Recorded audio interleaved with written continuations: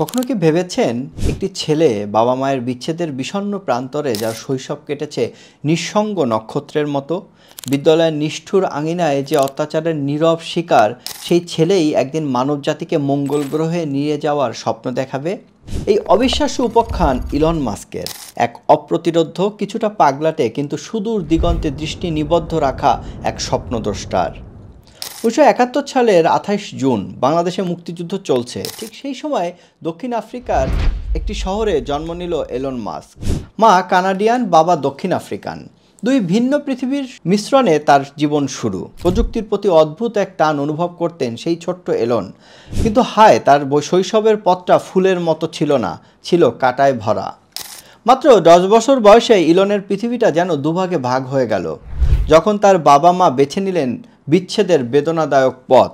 ছোট্ট এলন আশ্রয় নিলেন বাবা এরল মাস্কের কাছে, কিন্তু সেই আশ্রয় খুব শীঘ্রই পরিণত হলো এক বিভীষিকায়। বাবার কাছে থাকার সেই দিনগুলোয় তার কচি শরীরে আর মনে নেমে এসেছিল অসহনীয় শারীরিক ও মানসিক নির্যাতনের অন্ধকার। সে এক দুঃসহ বোঝা, যা তাকে বয়ে বেড়াতে হয়েছে নীরবে। স্কুলের চার দেয়ালও তার জন্য নিরাপদ আশ্রয় ছিল না। অন্তর্মুখী আর চুপচাপ স্বভাবের কারণে প্রায়শই তিনি শিকার হতেন নির্মম হেনস্থার। অন্যদের চেয়ে কিছুটা আলাদা হওয়ার কষ্ট তাকে প্রতিনিয়ত তাড়িয়ে বেড়াতো।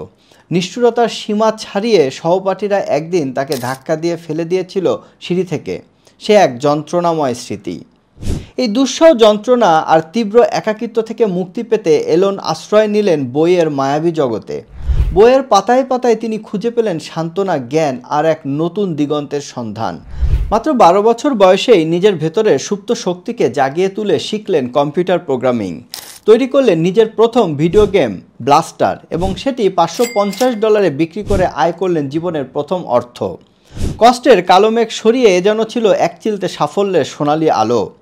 শৈশবের সেই ক্ষতবিক্ষত যন্ত্রণাময় দিনগুলোতেই তার হৃদয়ে গেঁথে গিয়েছিল প্রযুক্তির প্রতি গভীর টান আর পৃথিবীকে বদলে দেওয়ার এক অদম্য স্বপ্ন। চারপাশের এত ঝড়ঝাপটা, এত আঘাত যন্ত্রণা সত্ত্বেও এক মুহূর্তের জন্যও তিনি তার লক্ষ্য থেকে সরে আসেননি। মনের গভীরে সযত্নে জ্বালিয়ে রেখেছিলেন ভবিষ্যতের এক উজ্জ্বল শিখা। 1889 সাল, দুঃসাহসী তরুণ এলন মাস্ক দক্ষিণ আফ্রিকার বাধ্যতামূলক সেনা জীবনের শিকল ছিঁড়ে এক বিশাল স্বপ্নের পিছনে ছুটে পাড়ি জমালেন কানাডায়। কুইন্স বিশ্ববিদ্যালয়ে পা রাখলেন বটে, কিন্তু তার মন পড়েছিল আরও বড় কোনো সুযোগের সন্ধানে, যা বিশ্বকে তাক লাগিয়ে দেবে। মাত্র 2 বছর কানাডার গণ্ডি পেরিয়ে তিনি যেন উড়ে গেলেন আমেরিকার পেনসিলভানিয়া বিশ্ববিদ্যালয়ের দিকে। আর সেখানে তিনি শুধু পড়াশোনাই করলেন না, রীতির মতো জ্ঞান আহরণের এক মহাযজ্ঞে মেতে উঠলেন। একদিকে অর্থনীতির তীক্ষ্ণ বিশ্লেষণ শিখলেন, অন্যদিকে পদার্থবিজ্ঞানের অপার রহস্য ভেদ করলেন college of arts and science থেকে। একই সাথে দুটি কঠিন বিষয়ে ডিগ্রি অর্জন, ভাবা যায়? পেনসিলভানিয়ার দিনগুলোতেই তার মধ্যে জ্বলে উঠল এক নতুন স্ফুলিঙ্গ। মহাকাশের অসীম বিস্তার আর প্রযুক্তির জাদুকরী ক্ষমতা তাকে যেন হাতছানি দিয়ে ডাকছিল। ভবিষ্যতে রকেট আর বৈদ্যুতিক গাড়ির স্বপ্ন হয়তো তখনই তার মনে ডানা মেলতে শুরু করেছিল। স্নাতক হওয়ার পর এলন মাস্ক আর 10টা সাধারণ পথে হাঁটলেন না। নিশ্চিত চাকরির হাতছানি উপেক্ষা করে তিনি সোজা ঝাঁপিয়ে পড়লেন সিলিকন ভ্যালির উত্তাল সমুদ্রে, নিজের ভাগ্য নিজেই গড়তে। 1995 সালে স্ট্যানফোর্ড বিশ্ববিদ্যালয়ে লোভনীয় পিএইচডি প্রোগ্রামে ভর্তি হলেন ঠিকই, কিন্তু সেখানে তার মন টিকল না। অবিশ্বাস্য হলেও সত্যি, মাত্র 2 দিন, মাত্র 48 ঘন্টার মধ্যে তিনি একাডেমিক জগতের নিশ্চিত ভবিষ্যৎকে বিদায় জানিয়ে নেমে পড়লেন উদ্যোক্তা জীবনের অনিশ্চিত কিন্তু রোমাঞ্চকর এক অভিযানে। এটাই ছিল সেই মহেন্দ্রক্ষণ। সেই মুহূর্ত থেকেই শুরু হলো এক নতুন বিপ্লবের, স্টার্টআপ দুনিয়ার এলন মাস্কের সেই শ্বাসরুদ্ধকর যাত্রা, যা পৃথিবীকে বদলে দেওয়ার ক্ষমতা রাখত। ইলন মাস্কের প্রথম কোম্পানি ছিল জিপ2। এটি ছিল একটি ওয়েব সফটওয়্যার কোম্পানি, যা 1995 সালে ইলন মাস্ক এবং তার ভাই প্রতিষ্ঠা করেন। কোম্পানিটি সংবাদপত্রগুলোর জন্য অনলাইন বিজনেসের ডিরেক্টরি এবং ম্যাপ সরবরাহ করত। 1999 সালের ফেব্রুয়ারিতে কম্প্যাক্ট কম্পিউটার কর্পোরেশন $307 মিলিয়ন জিপ2কে কিনে নেয়। সেই সময় এটি ইন্টারনেট সেক্টরের অন্যতম বৃহৎ নগদ অর্থ লেনদেনের ঘটনা ছিল।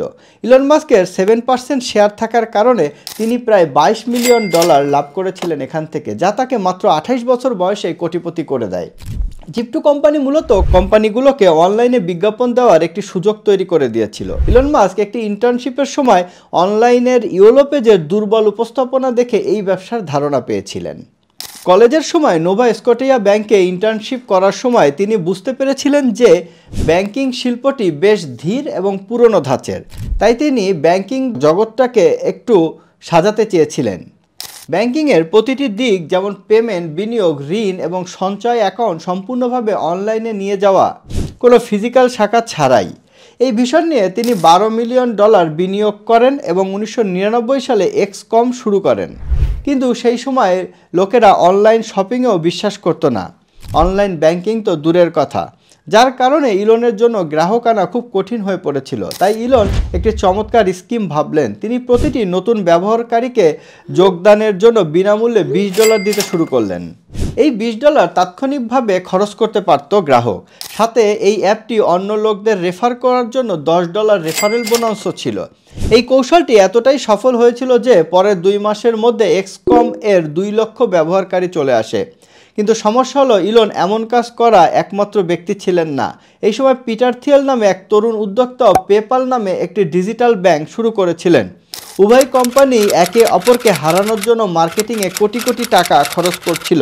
কিন্তু 2000 সালের শুরুতে তারা বুঝতে পারলেন যে যদি তারা এভাবেই লড়তে থাকে তাহলে উভয় কোম্পানি ধ্বংস হয়ে যাবে। মার্চ মাসে উভয় কোম্পানি একত্রিত হয়। এই নতুন কোম্পানির বৃহৎ শেয়ার হোল্ডার এবং সিইও ছিলেন ইলন মাস্ক এবং কোম্পানির নাম ছিল এক্সকম। সাথে ইলনের ম্যানেজমেন্ট স্টাইল বেশ কঠোর ছিল। তিনি তার কর্মীদের মাইক্রো ম্যানেজ করতেন এবং ভুল পেলে প্রকাশ্যে সমালোচনা করতেন। যে কাজ করতে কয়েকদিন বা সপ্তাহ লাগার কথা, ইলন সেই কাজ কয়েক ঘন্টার মধ্যেই চাইতেন।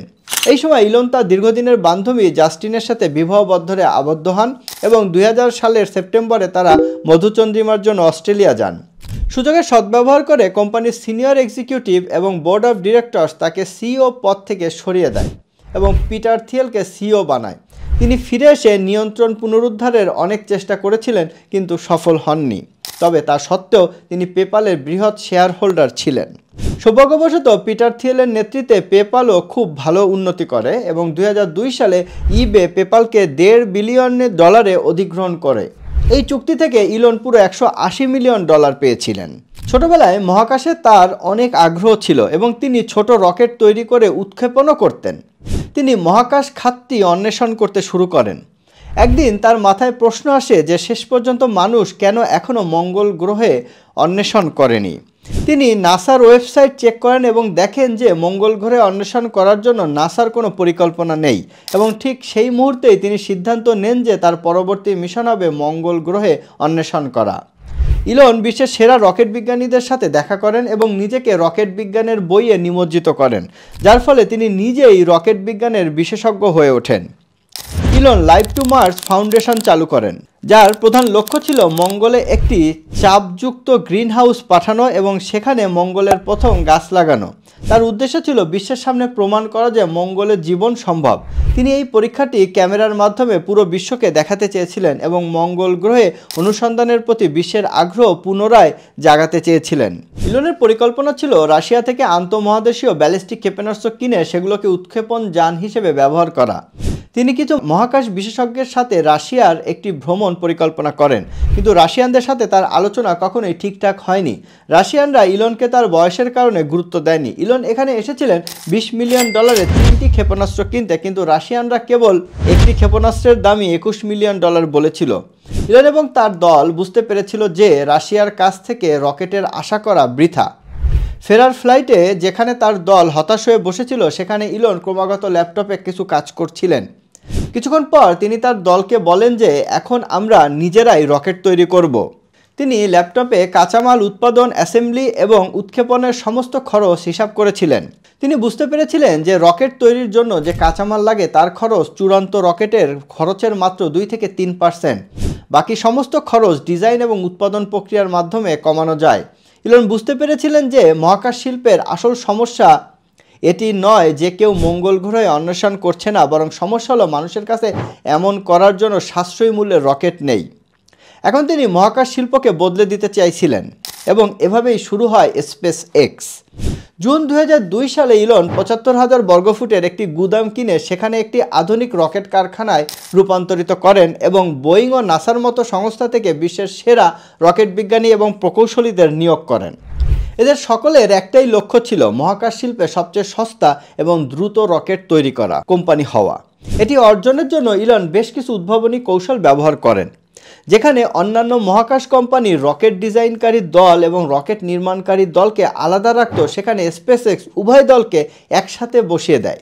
এতে সময় বাঁচে এবং ভুল কম হয়। তারপর স্পেসএক্স উল্লম্ব ইন্টিগ্রেশন গ্রহণ করে, মানে যে যন্ত্রাংশ আগে তৃতীয় পক্ষের সরবরাহকারীদের কাছ থেকে আসতো, যেমন ইঞ্জিন, ফুয়েল ট্যাঙ্ক এবং ব্যাটারি প্যাক, এখন স্পেসএক্স সেগুলো নিজেরাই তৈরি করতে শুরু করলো, কারণ সরবরাহকারীরা ধীর এবং ব্যয়বহুল ছিল। অবশেষে ইলন দেখেন যে অন্যান্য কোম্পানি রকেটের প্রতিটি অংশে 2-3 গুণ বেশি অর্থ খরচ করছে, যেখানে একই কাজ সস্তা যন্ত্রাংশ দিয়েও করা যায়। এর সাথে ইলন ঘোষণা করেন যে স্পেসএক্সের প্রথম রকেটের নাম হবে ফ্যালকন 1। সেই সময় অন্যান্য কোম্পানি 600 কেজি পেলোডকে লোয়ার আর্থ অরবিটে পাঠানোর জন্য প্রায় $70 মিলিয়ন চার্জ করত। সেখানে ইলনের প্রতিশ্রুতি ছিল যে তিনি একই পেলোড মাত্র $7 মিলিয়ন পাঠাবেন।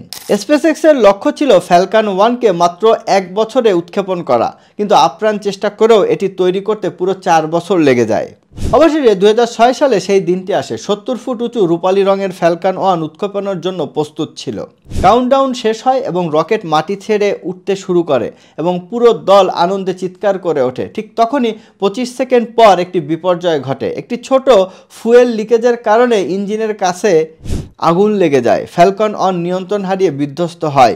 ইলন এবং তার দল আক্ষরিক অর্থেই তাদের স্বপ্নকে জ্বলতে দেখেছিল, কিন্তু তারা সাহস সঞ্চয় করে এবং বেশি সময় নষ্ট না করে দ্বিতীয় উৎক্ষেপণের প্রস্তুতি শুরু করে। ঠিক 1 বছর পর ফ্যালকন 1-এর দ্বিতীয় উৎক্ষেপণের প্রচেষ্টা হয়। এবার উৎক্ষেপণের 3 মিনিট পেরিয়ে গিয়েছিল এবং সবকিছু ঠিকঠাক লাগছিল। প্রথম স্তরের বিচ্ছেদ নিখুঁতভাবে হয়েছিল, কিন্তু এরপর দ্বিতীয় স্তরের ইঞ্জিন সময়ের আগেই বন্ধ হয়ে যায়, যার কারণে ফ্যালকন 1 আকাশে ঘুরতে শুরু করে এবং আবার বিধ্বস্ত হয়। ইলন দুঃখ পেয়েছিলেন, কিন্তু তিনি জানতেন যে তিনি সাফল্যের খুব কাছে আছেন এবং তিনি তৃতীয় উৎক্ষেপণের প্রস্তুতি শুরু করেন। আগস্ট 2008 সালে ফ্যালকন 1-এর তৃতীয় উৎক্ষেপণের প্রচেষ্টা হয়, কিন্তু এবারও সাফল্য আসেনি। একটি ছোট ত্রুটির কারণে ফ্যালকন 1 আকাশে বিস্ফোরিত হয়।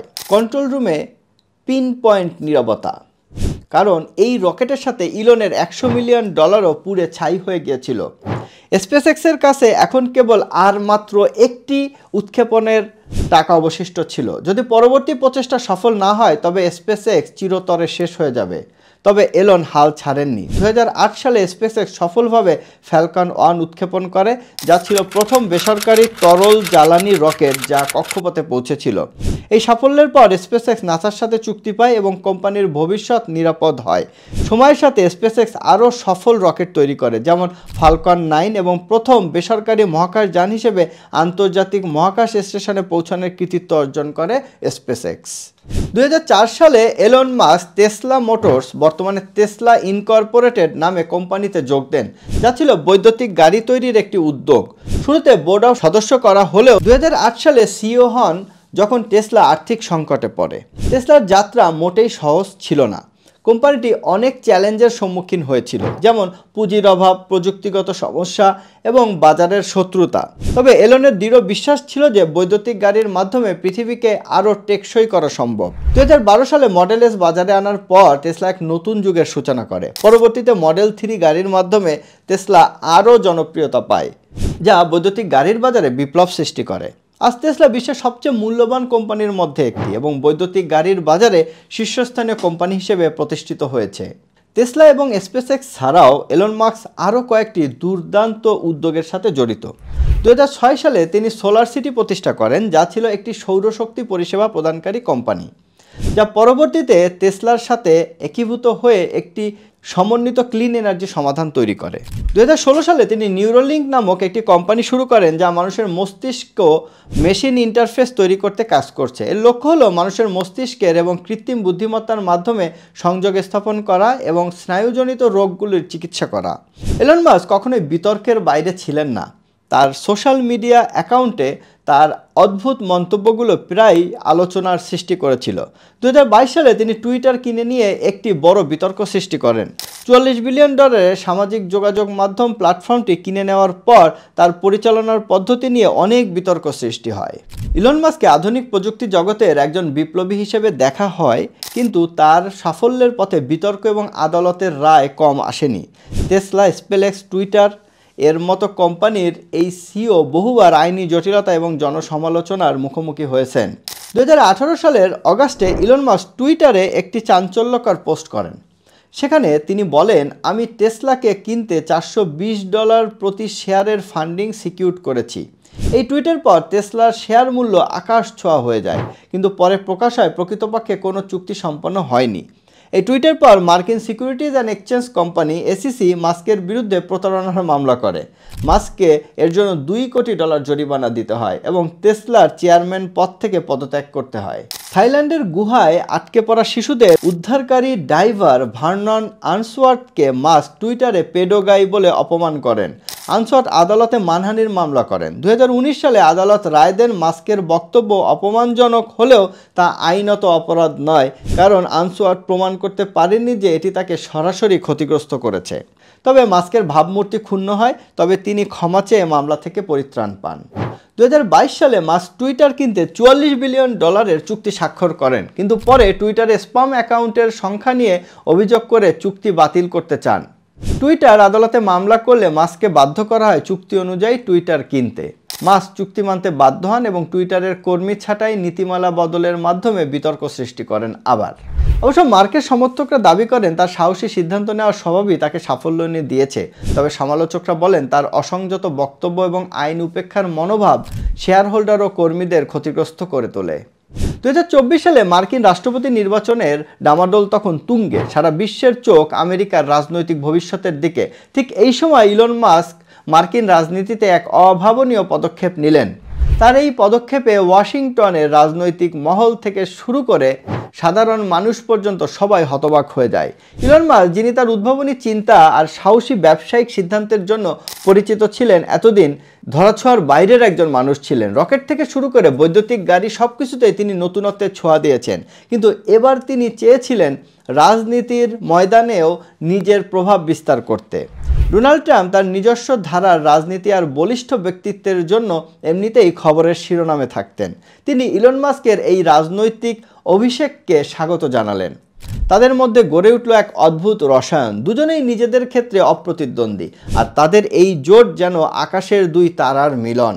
ইলন মাস্ক তার বিশাল সামাজিক মাধ্যম প্ল্যাটফর্ম এক্স ব্যবহার করে ডোনাল্ড ট্রাম্পের নির্বাচনী প্রচারণায় ঝড় তুললেন। তিনি একের পর এক টুইট করে, জনসভা আয়োজন করে আর নতুন সব প্রচারণার কৌশল তৈরি করে ট্রাম্পের পক্ষে জনমত গড়তে শুরু করলেন। তরুণ প্রজন্মের মধ্যে ট্রাম্পের জনপ্রিয়তা বাড়ানোর ক্ষেত্রে মাস্কের জুড়ি মেলা ভার। নির্বাচনী প্রচারণার সময় ইলন মাস্ক তার প্রযুক্তিগত জ্ঞানকে কাজে লাগিয়ে ট্রাম্পের বার্তাকে নতুন আঙ্গিকে মানুষের কাছে পৌঁছে দিলেন। কৃত্রিম বুদ্ধিমত্তা আর ডেটা বিশ্লেষণের মাধ্যমে তিনি ভোটারদের মন জয় করার চেষ্টা করলেন। তার এই আধুনিক কৌশল নির্বাচনী প্রচারণায় এক নতুন মাত্রা যোগ করল। দিন যত এগিয়ে আসতে লাগলো, ইলন মাস্ক আর ডোনাল্ড ট্রাম্পের সম্পর্ক ততই গভীর থেকে গভীরতর হতে থাকলো। তারা একে অপরের রাজনৈতিক আর ব্যবসায়িক লক্ষ্য পূরণে সহায়তা করতে লাগলেন। তাদের এই জোট যেন ছিল ক্ষমতা আর উদ্ভাবনের এক অভূতপূর্ব সংমিশ্রণ। অবশেষে এলো সেই মহেন্দ্রক্ষণ। নির্বাচনের ফল ঘোষণা করা হলো আর ডোনাল্ড ট্রাম্প বিপুল ভোটে জয়ী হলেন। এই জয়ের পেছনে ইলন মাস্কের অবদান ছিল অনস্বীকার্য। তাদের এই জোট মার্কিন রাজনীতিতে এক নতুন অধ্যায়ের সূচনা করল। বর্তমানে ডোনাল্ড ট্রাম্পের প্রশাসনে ইলন মাস্ক একটি গুরুত্বপূর্ণ ভূমিকা পালন করছেন। তাকে নবগঠিত department of government efficiency DOGE এর প্রধান হিসেবে নিযুক্ত করা হয়েছে। এই বিভাগে তিনি সরকারি কাজকর্মকে আরও কার্যকর করার জন্য বিভিন্ন পদক্ষেপ নিচ্ছেন, যার মধ্যে প্রধান হলো সরকারি সংস্থাগুলোর কর্মক্ষমতা মূল্যায়ন করা, অপচয় কমানো এবং নতুন প্রযুক্তি ব্যবহার করে প্রক্রিয়াগুলোকে উন্নত করা। ইলন মাস্কের জীবন যেমন উদ্ভাবন এবং স্বপ্নে ভরা, তেমনি বিতর্কের ছায়াও তার পিছু ছাড়েনি। তিনি প্রমাণ করেছেন প্রযুক্তি জগতের বিপ্লব আনতে গেলে ঝুঁকি এবং সমালোচনা একসাথে আসে। তবে আদালতের রায়গুলো তার কর্মপন্থাকে কতটা প্রভাবিত করবে তা সময়ই বলে দেবে।